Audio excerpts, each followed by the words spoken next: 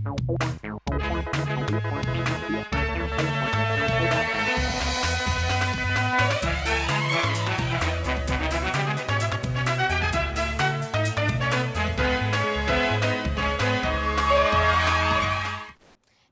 मैं हेमा कुशवाहा और आप देख रहे हैं राष्ट्रीय समाचार की मॉर्निंग बुलेटिन। वक्त हो चला है बड़ी खबरों का, लेकिन खबरों से पहले एक नजर सुर्खियों पर।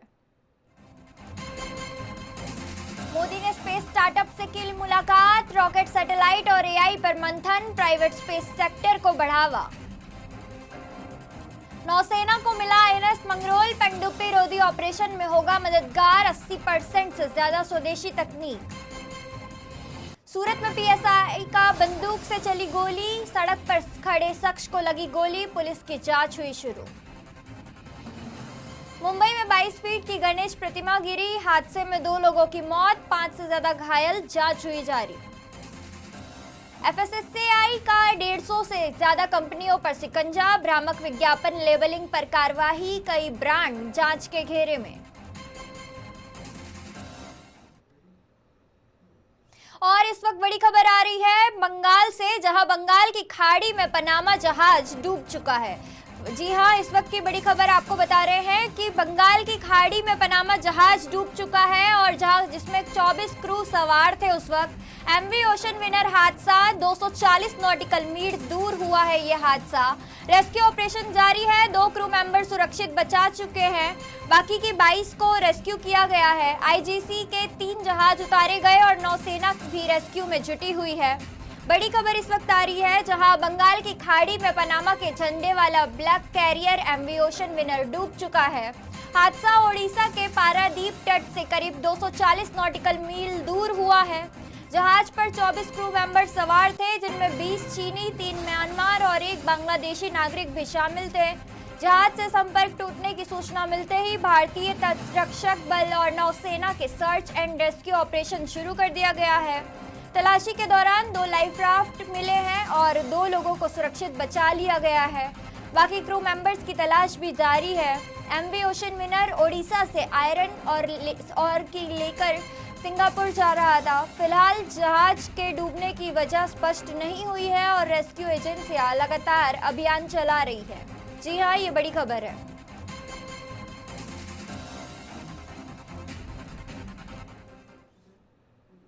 प्रधानमंत्री नरेंद्र मोदी ने आज के स्पेस सेक्टर में काम कर रहे स्टार्टअप्स के CEO और उनके फाउंडर्स से मुलाकात की है। इस दौरान देश के तेजी से बढ़ते private space ecosystem, rocket, satellite, space technology और आर्टिफिशियल इंटेलिजेंस यानी AI जैसे विषयों पर विस्तार से चर्चा हुई।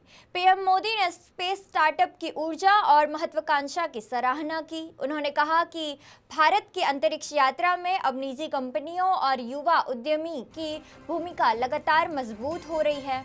सरकार भी स्पेस सेक्टर को निजी निवेश और इनोवेशन के लिए खोलने पर जोर दे रही है।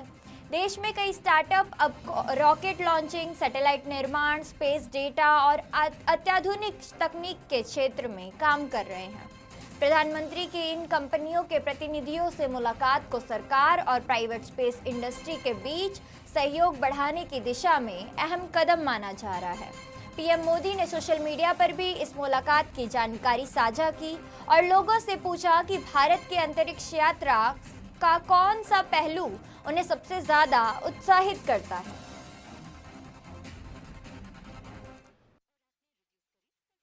आपने एक नए क्षेत्र में साहस दिखाया है। सबसे बड़ी बात है कि आपने सरकार की बात पे भरोसा किया।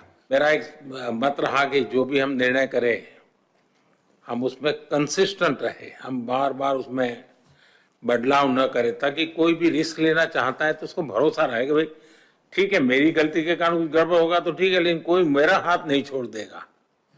और ये विश्वास पैदा करने का हमारा प्रयास है।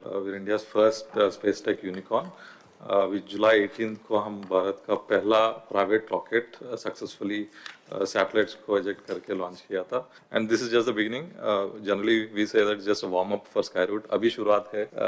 And next year mid तक हम एक launch per month हम कर रहे हैं. And also like thanks to you sir for opening up the sector. 3 factory बन चुका है. एक rocket per month का capacity है already. And this is just the beginning. अभी future dream है कि एक launch per week करना है और several launches per day. एक ऐसा इंजन बनाया जो दुनिया का सबसे आधुनिक इंजनों में से आता है सर। इसको अभी हमने तैयार किया है, इसकी टेस्टिंग जारी है। उनका कॉन्फिडेंस है इन्वेस्टर्स का। स्काईरूट का जो लॉन्च हुआ है फर्स्ट, उसके बाद से बढ़ गया है। अच्छा वो रूट आपको काम आ रहा है?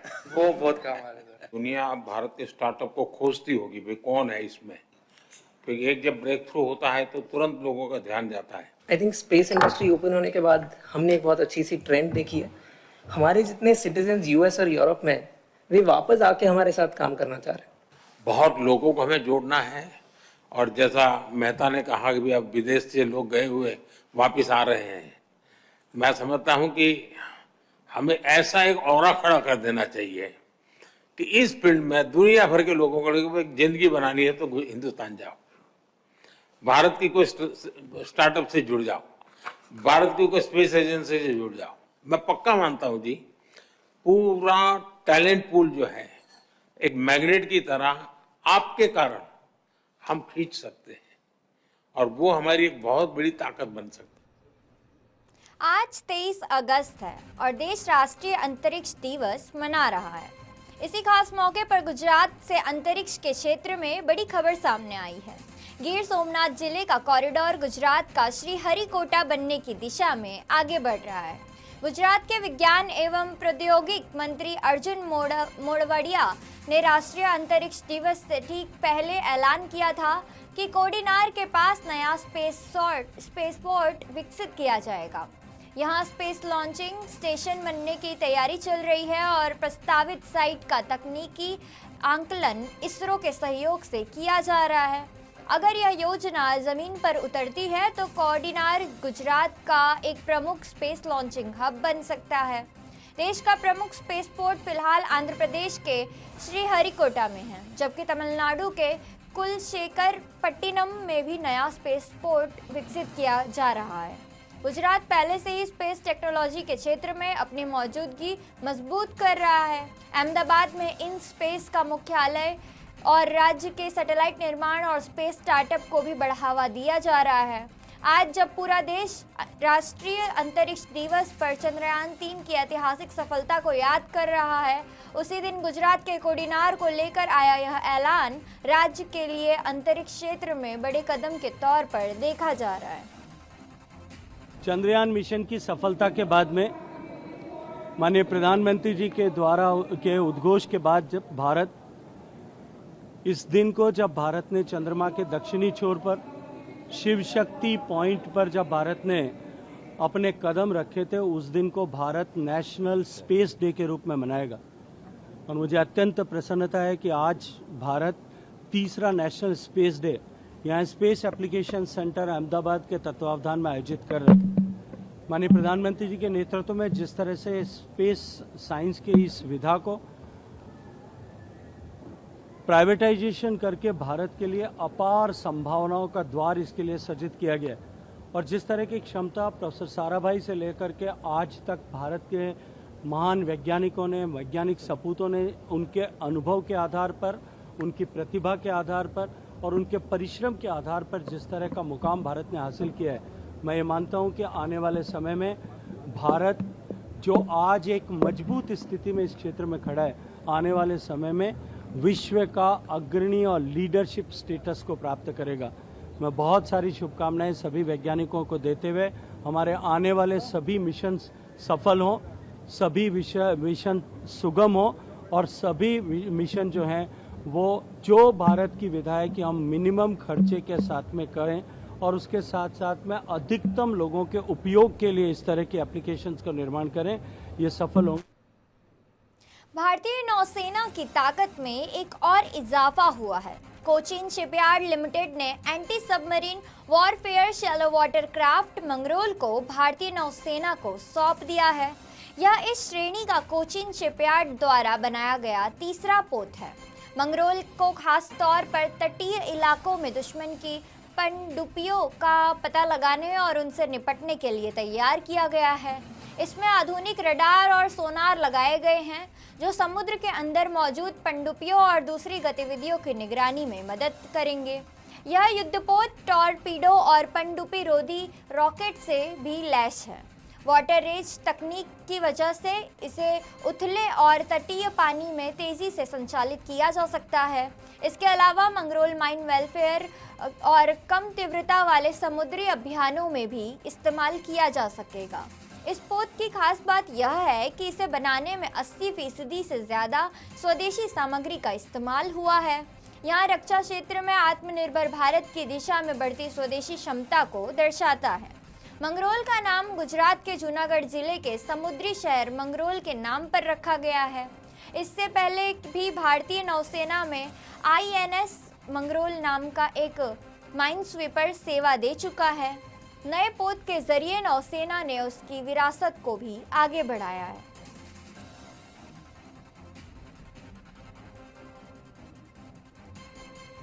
सूरत के नाना वराछा पुलिस चौकी में PSI PS मकवाड़ा की बंदूक से अचानक फायर होने का मामला सामने आया है। घटना के वक्त PSI चौकी में कुर्सी पर बैठकर अपनी सर्विस बंदूक साफ कर रहे थे। इसी दौरान अचानक से गोली चल गई। बताया जा रहा है कि गोली चौकी में रखी किटली से टकराने के बाद दरवाजे से बाहर निकल गई और सड़क किनारे लारी के पास खड़े 45 वर्षीय अरविंद पटेल को जा लगी। अरविंद पटेल कपड़े बेचने का काम करते हैं। गोली उनके पेट के बाईं तरफ लगी और आर पार निकल गई।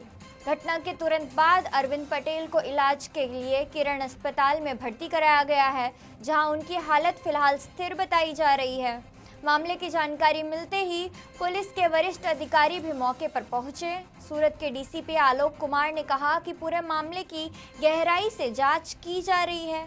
PSI की बंदूक को पुलिस के कब्जे में ले लिया गया है। अब जांच का मुख्य सवाल ये है कि यह वास्तव में मिसफायर था या बंदूक साफ करते समय पुलिसकर्मी की लापरवाही से गोली चली। अगर जांच में लापरवाही सामने आती है तो PSI के खिलाफ मामला दर्ज करने तक की कार्यवाही की जा सकती है।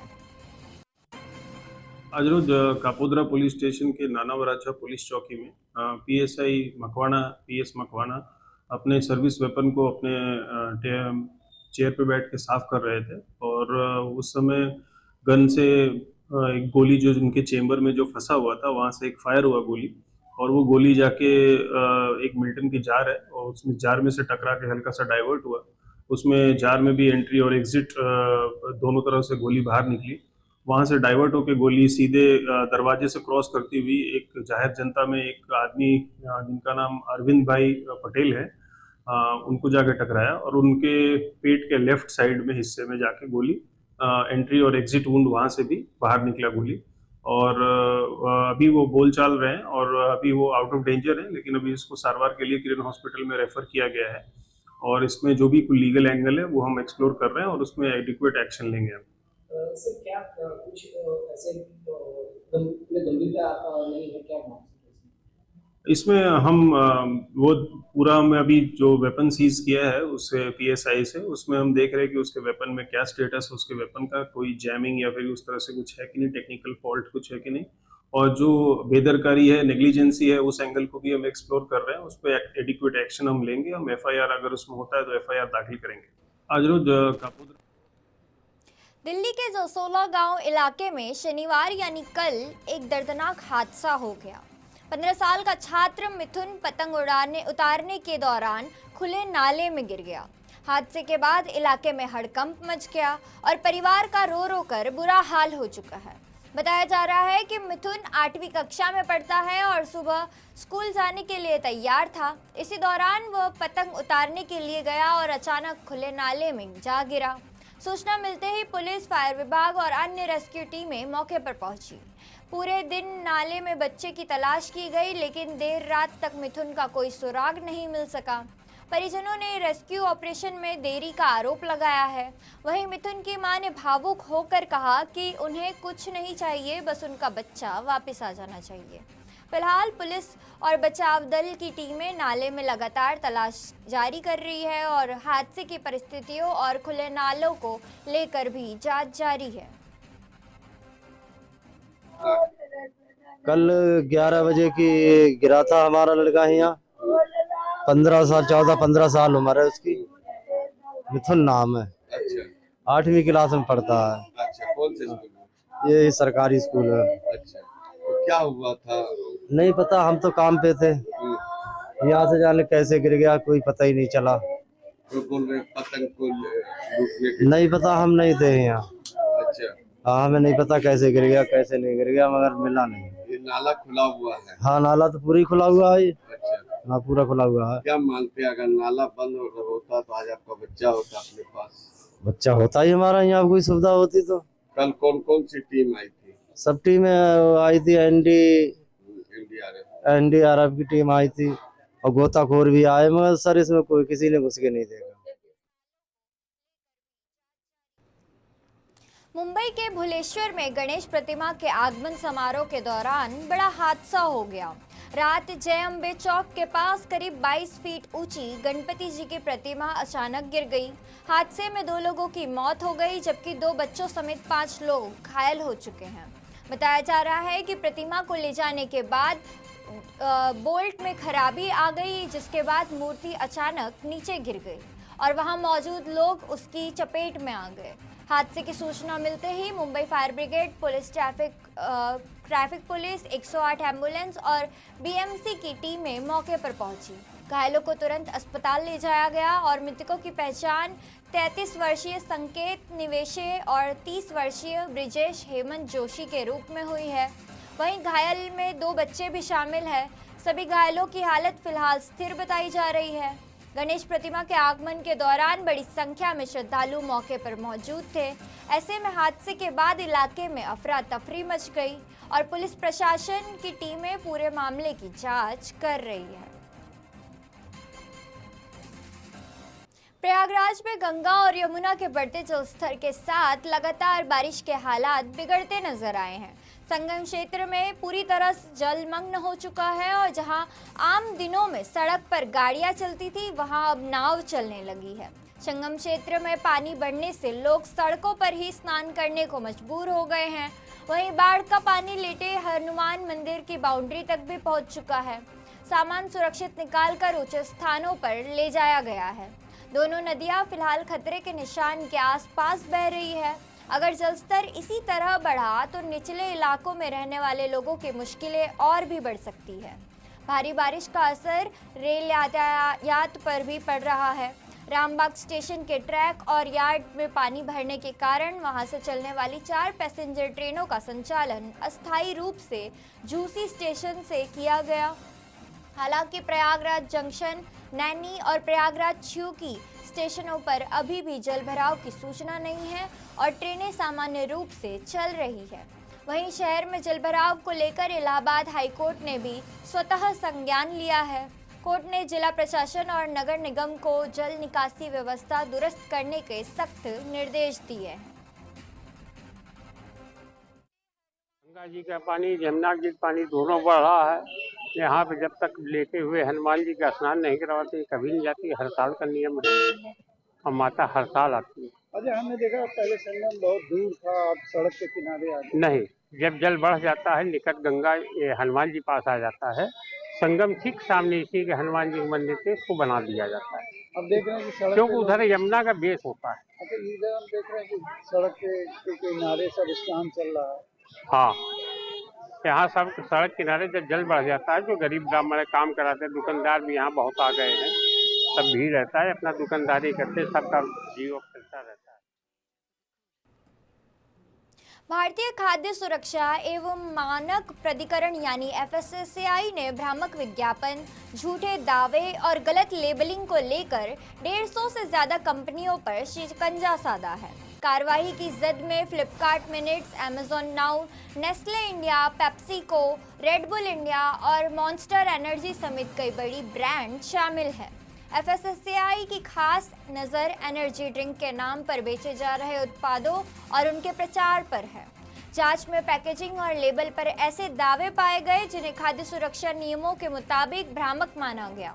इसके अलावा फ्लिपकार्ट मिनट्स और अमेजॉन नाउ को 12 नोटिस जारी किए गए हैं। अमेजन के एक वेयरहाउस का लाइसेंस भी रद्द किया गया है, जबकि डोमिनोज के 5 लाइसेंस निलंबित किए गए हैं।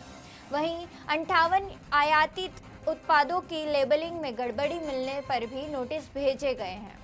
डोमिनोज, केएफसी, पिज़्ज़ा हट और कोस्टा कॉफ़ी समेत फूड आउटलेट और बड़े होटल समूह पर भी कार्रवाई की गई है। एफएसएसएआई की इस बड़ी कार्रवाई का मकसद खाद्य उत्पादों की सही जानकारी, सुरक्षित लेबलिंग और उपभोक्ताओं को भ्रामक दावों से बचाना है।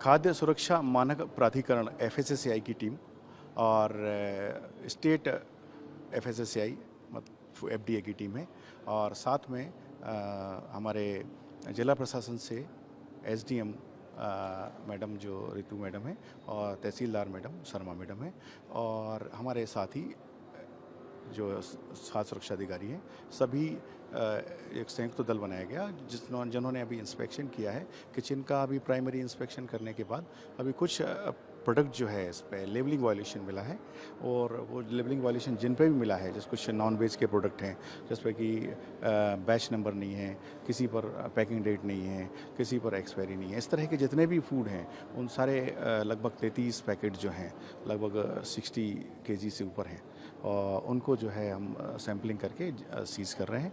उसके बाद और अभी भी कार्रवाई चल रही है, जो रॉ मटेरियल हैं उनकी भी सैम्पलिंग कर रहे हैं, और लाइसेंस संबंधी कुछ अनियमितता मिलती है तो लाइसेंस संबंधी कार्रवाई भी की जाएगी।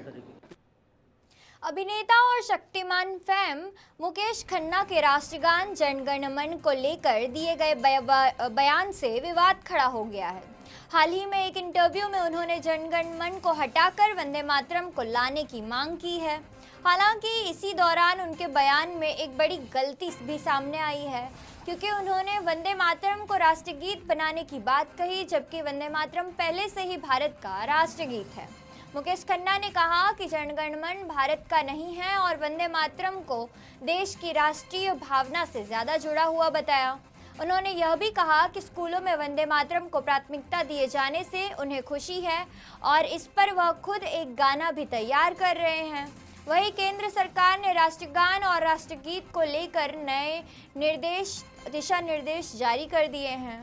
राज्यों, केंद्र शासित प्रदेशों और केंद्रीय मंत्रालय को भेजे गए निर्देश में कहा गया है कि जिन कार्यक्रमों में दोनों का गायन होता है वहां पहले वंदे मातरम और उसके बाद जन गण मन होगा। सरकार ने यह भी स्पष्ट किया है कि राष्ट्रगान और राष्ट्रगीत को उनके आधिकारिक शब्दों, सही उच्चारण और निर्धारित नियमों के अनुसार ही गाया जाए और उसके बिना नहीं गाया जाए। इसके लिए दोनों की आधिकारिक प्रतिक्रिया भी उपलब्ध कराई गई है। इस पूरे विवाद के बीच एक बात तो साफ है कि वंदे मातरम भारत का राष्ट्रगीत है, जबकि जन गण मन देश का राष्ट्रगान है। दोनों का अपना संवैधानिक और ऐतिहासिक महत्व रहा है। बात कर रहे हैं वंदे मातरम। देखिए, वंदे मातरम भी एक ऐसा इशू है जो खामखा का तूल दिया गया है, उसको मेरी बातों को वायरल कर दिया गया है। मैंने अभी बीच में एक बात डाली थी कि जनमन गण जो है नेशनल एंथम, वो मेरे देश की नेशनल एंथम नहीं हो सकता। वो गाया गया था उस वक़्त जब जॉर्ज पंचम थे, या उस ज़माने में जब ब्रिटिश एम्पायर था, हम गुलाम थे, उस ज़माने में उनके शान में ये गाना लिखा गया था इमीडिएटली। जनमन गण अधिनायक जय है। अधिनायक कौन होता है? अधिनायक। अधिनायक जय है, भारत भाग्य विधाता, मतलब आप हमारे भारत के भाग्य विधाता हैं। पंजाब, सिंध, गुजरात, मराठा, ये सब आपको यश कर रहे हैं, जय हो जय हो जय हो। ये मीनिंग अगर एक हिंदी जानने वाले भी अगर सोचेगा, तो अगर ये हमारे भारत माता के लिए है या अगर झंडे के लिए है, तो भारत माता और झंडा वो देश के भाग्य विधाता नहीं होती, हम उनको अपना प्रतीक मानते हैं। तो जो वंदे मातरम गाना जो है, जिसमें हम मातरम झुक के कहते हैं कि हे माँ, हम तुम्हें वंदना करते हैं, जन मन गण अधिनायक को छोड़िए, वंदे मातरम, सुजलाम सुफलाम मलयज शीतलाम, मातरम वंदे मातरम। मैं चाहता हूँ कि ये हमारे देश का नेशनल एंथम बन जाए। और इतने सालों से जो हमने अंग्रेजियत भी झेली, अंग्रेज़ चले गए लेकिन अंग्रेज़ी छोड़ कर गए, आज भी हम अंग्रेज़ी में पढ़ना अपनी महत्ता समझते हैं। बाबू लोग अपने लोगों को ऑक्सफोर्ड भेजते हैं। अरे साहब, यहाँ पर नालंदा यूनिवर्सिटी थी, यहाँ पर पुराण है, वेद है, गुरुकुल है। 9 लाख गुरुकुल में से 7 लाख गुरुकुल जला दिए गए थे उस जमाने। सो ये एक अगर विदेशों में किया है तो हम हमारे देश के जो नेता हैं, हमारे देश के, ये क्यों आपस में लड़ते रहते हैं सर? उसको हटाओ, उसकी कुर्सी खींचो। 4.5 साल उसमें निकल जाते हैं, 6 महीने बचते हैं तो हाथ जोड़ के खड़े होते हैं, वोट फॉर अस, वोट करते हैं, हम मूर्ख बन के फिर वोट करते हैं, फिर वही 4.5 साल तक वो ऐसे खड़े रहेंगे और जनता ऐसी खड़ी रहेगी, मेरे को ये करना है, नहीं हो रहा है, हट जाओ, लाइन में हट जाओ, हट जाओ। अरे साहब, वो हमारे सेवक बनकर आते हैं, नेता बनकर, कभी लीडर, कभी भी हमारा राजा बनकर। गैंगस्टर गोल्डी बराड़ के कथित लीक ऑडियो को लेकर हरदीप सिंह निज्जर हत्याकांड फिर से चर्चा में आ चुका है। ऑडियो में बराड़ ने दावा किया है कि उसके गैंग ने निज्जर की हत्या की थी। बराड़ ने आरोप लगाया है कि निज्जर उन लोगों का समर्थन करता था जो 16-17 साल के बच्चों को ड्रग्स बेचने के लिए इस्तेमाल करते थे। उसके मुताबिक इन युवाओं को ड्रग्स बेचने और मुखबिरी के लिए ब्लैकमेल भी किया जाता था। बराड़ ने दावा किया कि निज्जर ऐसे लोगों को मजबूत करता था और ज़रूरत पड़ने पर उनका इस्तेमाल भी करता था। ऑडियो में बराड़ ने इसी को निज्जर की हत्या की असली वजह बताई। हालांकि इस कथित ऑडियो के दावे की स्वतंत्र पुष्टि का उल्लेख नहीं है। हरदीप सिंह निज्जर की 18 जून 2023 को कनाडा के ब्रिटिश कोलंबिया के सरे में एक गुरुद्वारे के बाहर गोली मारकर हत्या कर दी गई थी। इस मामले को लेकर भारत और कनाडा के बीच लंबे समय से आरोप प्रत्यारोप चलते रहे हैं। अब गोल्डी बराड़ के कथित बयान ने हत्याकांड को लेकर गैंगवॉर और संगठित अपराध के एंगल को एक बार फिर से चर्चा में ला दिया है। तो ये थी अब तक की खास खबरें, और खबरों के लिए देखते रहिए राष्ट्रीय समाचार। तब तक के लिए नमस्कार।